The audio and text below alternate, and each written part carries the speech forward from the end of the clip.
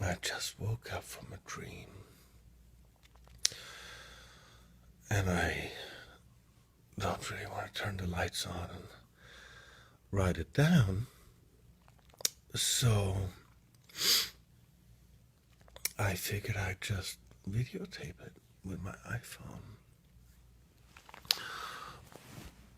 Am I taping? I think I'm taping. Okay. So, I woke up a few minutes ago. I don't know exactly what time it is, but it's 1:22 in the morning right now. Wednesday, July 29. Why is that so fuzzy? Okay, so the dream. There was some killer or some murderer, and we had caught him, and yeah, it was me and my parents, mommy and daddy, and maybe somebody else helping me, I'm not sure. And this was just like a bad man.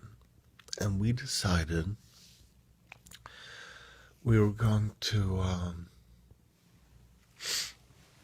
let me turn the light on. We were going to take justice into our own hands.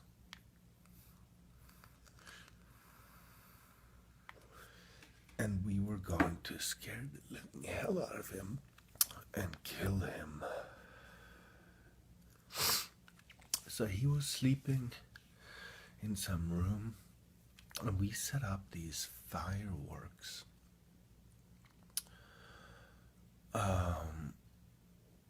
That were going to suddenly wake him up in the middle of the night in a really startling way. And they were going to wake him up and scare him, and he was going to run down. He was up in some sort of attic bedroom, and he was going to run down to the basement where we were all hiding, and we were going to shoot him dead.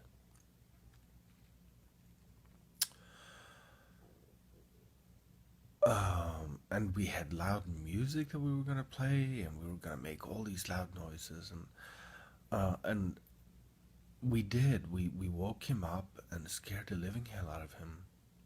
But I remember I messed up on the fireworks somehow, so the fireworks didn't go off.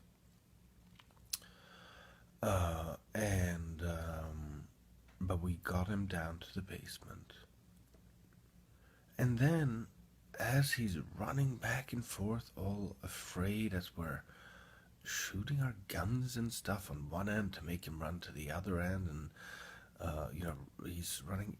It's strange. At one point, I think he might have turned into a cat, and he was just panicked. And then I remember at one point he turned into a snake, and he managed to slither in under this furniture in one corner of the basement. But then we got him, and it was time to kill him. Well, but it wasn't really quite time. My parents told me, mommy and daddy told me that, hey, we should really kill him now, while there's time. And I looked at the clock, and I'm like, what are you talking about? We still have over 3-4 hours still to kill him. Excuse me. And I can't remember the exact times that we read on the clock. But I looked at it and it's like, no, we have 3, 4 hours. But then I moved my head slightly like this, and there was some sort of LED kind of clock, kind of like the alarm clock here, with red lights on it. And when I moved my head like this, I could see, oh, the numbers were lighting up slightly wrong. There were some of the, on an alarm clock, some of the segments, how they're made out of, these segments. The segments, when I was over here, weren't lighting up quite right. But when I moved my head this way, they lit up, and my parents were right. There was only less than an hour left or so. So I said, okay, we need to kill him now. We need to shoot him. But before we do, I gotta read him something. And he seemed to be accepting the fact that he was going to die, and he seemed quite scared. And I wanted to read him something, and it was a children's book. I can't remember what book it was. It was a children's book, though. And when I was done reading it, I closed up the children's book, and embedded in the front cover, there was a tiny little LED light, and I was lying on my stomach. I'd been lying on my stomach reading it, holding the book up like this, and reading it. And as I closed the front cover, it was right in front of me. The little clock that was embedded, and it had red numbers on it, was right in front of my eyes like this. And the time in that clock read 666, the devil's number. And I remember, like, this is an absolutely horrible person who deserves to be shot. Everyone wants us to kill him. But when I saw that 666, I suppose it must mean that, this person was so bad, he was the devil himself. Maybe that's why he was the snake. He turned into a snake briefly during all this crazy cacophony of chasing him. And I remember that even the devil himself, deserves grace and a second chance, and that we should not kill him. And I convinced everyone else there of this, and at first they weren't happy about it, but I convinced them all. And then it was time to take him away. So we were going to drive him somewhere. I think we were going to drive him to the airport. This killer. So my dad was going to drive him. Daddy was going to drive him. But I remember, for whatever reason, I wanted to drive him in my car and not in Daddy's car. And Daddy had a tiny cramped car anyway. I was going to drive him in my Subaru Forester, which was bigger. And I asked, hey, do you mind if I drive? And I explained, my car is bigger. And I asked Daddy, you can drive my car if you prefer, if you're offended or whatever.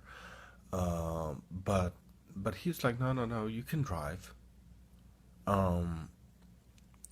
So we all got into my car, and I started to drive this killer to the airport. And that's when I woke up. And I'm gonna start. I know if I didn't make this video right now, I would forget all of that. So I figured, but I don't have it. I gotta go to work in the morning.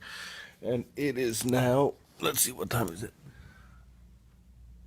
1:32 in the morning on Wednesday, July 29. July 24th.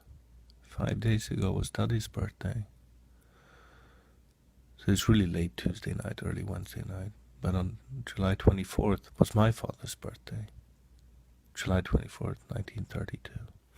Anyway, I knew I was going to forget all of this if I didn't write it down or make this. And I thought, hey, let's take my iPhone, I'll make a video.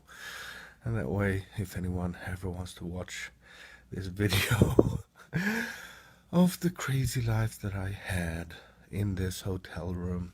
Hey, I'll show you the hotel room. This is the hotel room.